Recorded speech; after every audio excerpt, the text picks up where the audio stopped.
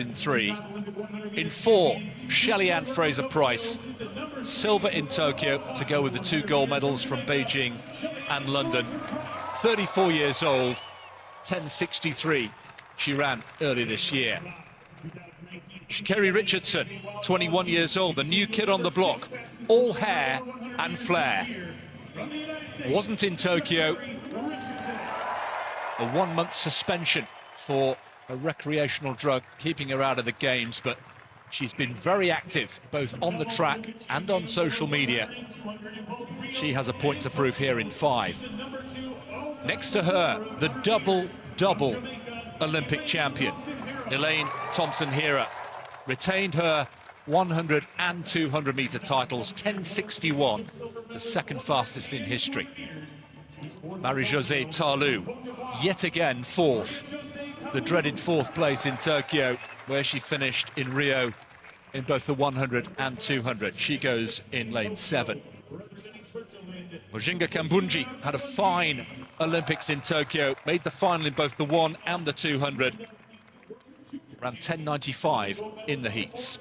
And in lane 9, the youngster from Jamaica, 19 years old, Brianna Williams, double World Junior Champion at just 16 years old, the future you feel of Jamaican sprinting. So Daniels in 1, Oliver 2, Jackson, the bronze medalist from Tokyo, from Jamaica in 3, Fraser-Pryce, Jamaica in 4, Richardson, USA goes in 5, the blonde hair, Thompson-Herah in 6, Jamaica, the defending champion from Tokyo, Tarlou 7, Kambundji 8, Williams in lane 9, left of picture.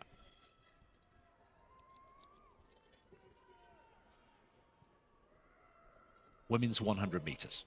Stand up. Starter is not ready. And Tim, just a thought, the quality that has been put together just 2 weeks after the Olympic Games is real. It's the Olympic final perhaps that we could have had, with all due respect to Dina Asher-Smith, who's not here in the 100, but with the inclusion of Richardson, this is perhaps Olympic final quality. Not exactly right, and there is real significance too, of course, with Sha'Carri Richardson having been denied that opportunity to compete on the Olympic stage. All the more determined here. She was the sensation of the first half of the summer in the sprints, Chris, and I think a lot of people were a little disappointed when she travelled across to the UK early summer, and in the cold and wind and rain of Gateshead in the northeast of England was well beaten by Dina Asher-Smith. But this is more like home turf for Richardson in lane 5. So a reminder, Fraser-Pryce in 4, Richardson in 5, Thompson-Herah, the double Olympic champion, in lane 6. Women's 100 meters. Away first time, this time, and Thompson-Herah into her running, 4th from left. Thompson-Herah also going very well. Shelly-Ann Fraser-Pryce, Richardson's nowhere. What a performance there. It's the fastest in the world this year. 10.54 the winning time. Thompson-Herah continues her form from Tokyo. What a statement.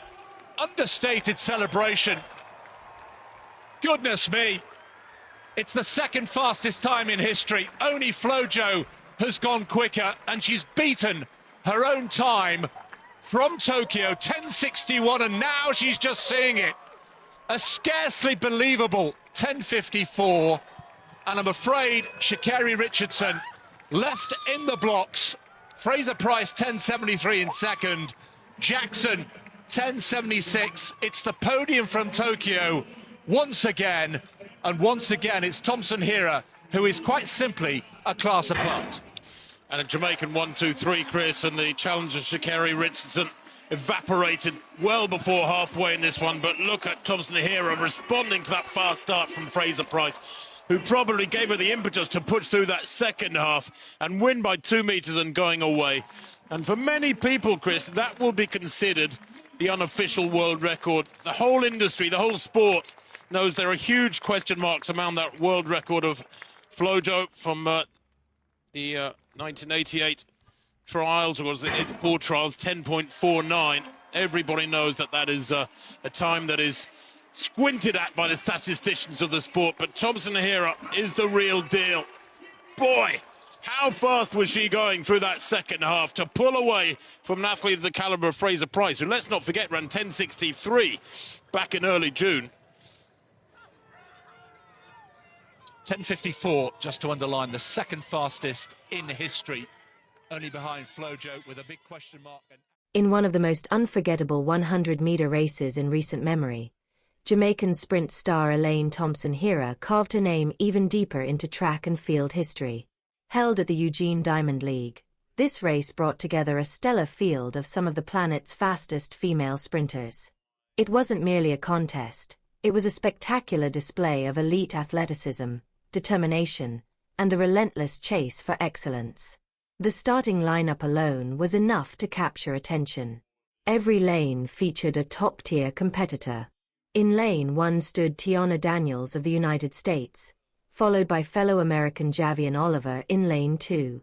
Bronze medalist from Tokyo Shericka Jackson lined up in lane 3, while the legendary Shelly-Ann Fraser-Pryce, the Tokyo silver medalist, was stationed in lane 4. Lane 5 featured the fiery and ambitious Sha'Carri Richardson, eager to make her mark after missing out on the Tokyo Olympics due to suspension. However, the center of attention was firmly on lane 6, where double Olympic gold medalist Elaine Thompson-Herah was ready to reaffirm her dominance. Marie-Josée Ta-Lou, always a strong podium contender, filled lane 7, while Binga Kongji and young Jamaican talent Brianna Williams completed the field. Right from the starting gun, the energy was electric. Thompson-Herah blasted off the blocks, with Fraser-Pryce hot on her heels in the opening strides. But as the meters flew by, Thompson-Herah's remarkable acceleration and stride efficiency took over. By the midpoint, she had pulled ahead clearly, with Jackson and Fraser-Pryce chasing. Crossing the line, Thompson-Herah stopped the clock at an incredible 10.54 seconds, making it the second fastest time ever recorded in the women's 100 meters, narrowly missing Florence Griffith-Joyner's controversial 10.49-second mark set in 1988. Fraser-Pryce claimed second in 10.73, with Jackson finishing third at 10.76, replicating the Tokyo Olympic podium. This victory was more than just another win. It was a defining moment. Thompson-Herah's performance reaffirmed her dominance and secured her reputation as one of the greatest sprinters in history. Her stunned yet joyous reaction to the time shown on the screen echoed the astonishment of fans worldwide at this extraordinary feat. Unfortunately, Sha'Carri Richardson, under immense scrutiny and expectations, came in last, unable to match the furious pace. Still, her participation in such a high-caliber field emphasized the incredible depth and competitiveness in women's sprinting today. The 10.54-second finish by Thompson-Herah will be remembered not only for its breathtaking speed but also for the circumstances. A race stacked with elite sprinters and only weeks removed from her Olympic double gold triumph. It further enriches her growing legacy and raises the bar for future races. Looking ahead, both fans and experts are excited to see how Thompson-Herah, Fraser-Pryce, and Jackson will perform in upcoming events. The buzz around the 2025 season is building, with hopes that these sprinters will continue to thrill audiences and push the limits of speed. To sum up, Elaine Thompson-Herah's commanding win at the Eugene Diamond League was more than just a sprint. It was a celebration of athletic brilliance, mental toughness, and the enduring competitive spirit.